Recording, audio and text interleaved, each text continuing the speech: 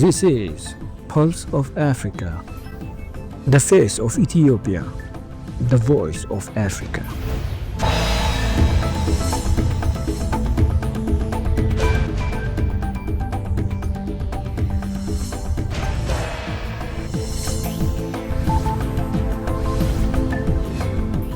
Hello viewers, you're watching Pulse of Africa. I'm Jalani Tesfaye for the main news. First, our top stories for today. African Union rejects attempts to form parallel Sudanese government. South Africa forms G20 panel to address ballooning African debt. Libya announces resumption of oil-fueled operations after 10-year hiatus. China, Iran, and Russia hold joint naval drills in Middle East.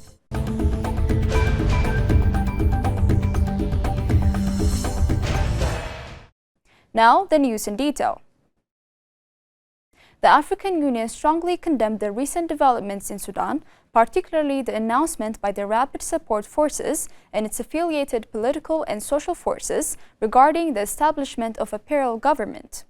The AU's Peace and Security Council said it did not recognize the purported parallel government or entity in Sudan, adding that such actions carried a huge risk of partitioning the country, which has been mired in conflict since April 2023.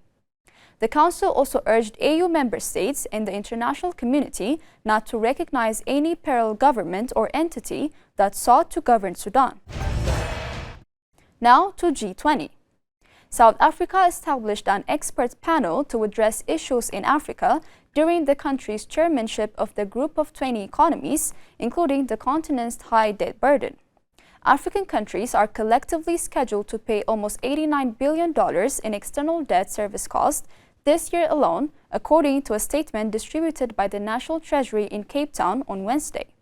The high level of debt is unsustainable and undermines efforts towards sustainable development and poverty reduction, and therefore there is a need for bold and urgent action on a comprehensive plan to address Africa's high debt levels, the Treasury said. The Africa Expert Panel will be chaired by former South African Finance Minister Trevor Manuel. Moving on to Zimbabwe. The Zimbabwean government is grappling with its worst armyworm outbreak in 20 years and is stepping up efforts to ensure that farmers secure their crops from the pest, Minister of Information, Publicity and Broadcasting Services, Jane Van Muswere has said. Muswere said the Ministry of Agriculture has set up 214 surveillance traps to combat armyworms, which have been ravaging many parts of the southern African country. All districts now have chemicals on standby to respond to the pests. 60 trucks, one for each district, have been purchased to ensure a timely response and better preparedness, he said. Muswere added that 639,809 knapsack sprayers have also been distributed to farmers to enable them to engage in climate-smart agriculture. Shifting to Ghana. The government has launched the Ghana Medical Trust Fund, widely known as Mahama Cares, to provide financial support for people suffering from chronic diseases such as cancer, kidney failure, and heart conditions. The initiative, introduced by President John Dramani Mahama, is expected to ease the financial burden of treatment and improve access to healthcare for affected individuals. Speaking at the launch in Accra, Dr. Koku Awunor, who represented the Chief Director of the Ministry of Health, described Mahama Cares as a relief for many families struggling to afford medical care. In other news, the navies of Russia, Iran, and China have conducted live fire and other drills in Middle East as part of annual joint naval exercises. The joint drills, called the Maritime Security Belt 2025, took place in the Gulf of Oman near the strategic Strait of Hormuz, the narrow mouth of the Persian Gulf through which a fifth of the world's crude oil passes. It is stated that the exercises are aimed at strengthening security in the region and expanding multilateral cooperation among participating countries. The drill marked the fifth year the three countries took part in the drills. Moving on to our next story. Arab foreign ministers met with U.S. Special Envoy Steve Witkoff in Doha on Wednesday to discuss the newly approved Arab-backed Gaza reconstruction plan. Foreign ministers from Qatar, Jordan, Saudi Arabia, Egypt, and the United Arab Emirates, along with the Secretary General of the Palestine Liberation Organization's Executive Committee, presented their reconstruction plan to Witkoff, agreeing with the U.S. envoy to continue consultations and coordinations on this plan as a basis for the reconstruction efforts in Gaza, according to a statement from Qatar's foreign ministry. The Gaza reconstruction plan, approved at the Arab Summit in Cairo on March 4, is estimated to cost $53 billion and aims to rebuild Gaza without displacing its residents.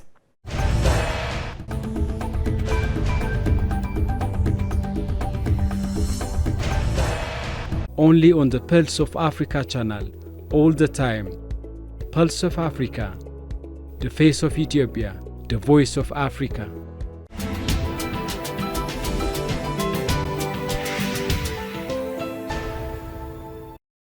Turning to business news. Libya's National Oil Corporation (NOC) announced on Wednesday the resumption of production at Al Mabruk oil field after a 10-year hiatus. The NOC stated that production at Al Mabruk field officially began on March 9 at a rate of 5,000 barrels per day, noting that there is a plan to increase production to 7,000 barrels per day by the end of this month. It added that exports to Bahi oil field began on Tuesday, with expectations of reaching 25,000 barrels per day by next July. Al Mabruk field was shut down in 2015 following an armed attack, causing losses to the NOC worth $570 million of field equipment.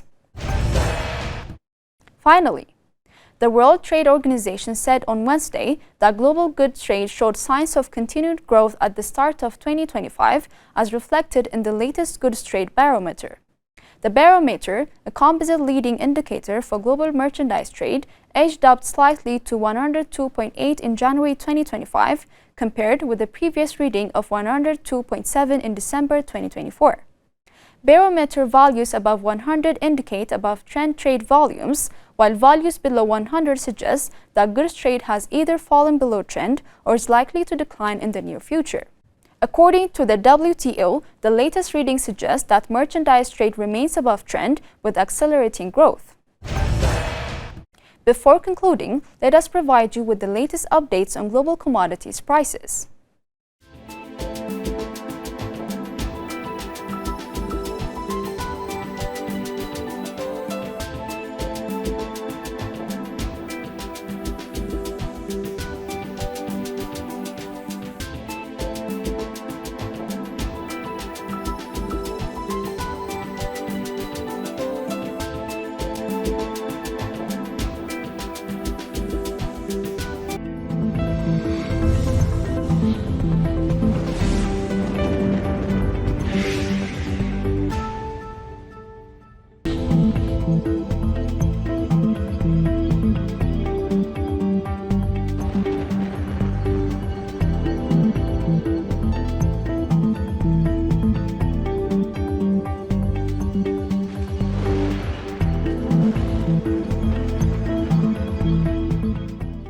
That's all for today, and thanks for watching Pulse of Africa.